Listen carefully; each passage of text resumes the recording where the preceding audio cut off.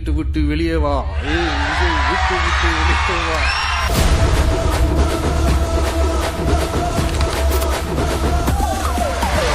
இப்படியெல்லாம் கேட்கும் போது எனக்கு எப்படி அது தோணுதுன்னா, ஐயோ இவங்க ஒவ்வொரு வீட்டுல இருக்கிற ஒவ்வொரு விஜயும் இவங்க கூப்பிடுற மாதிரியே எனக்கு தோணுது.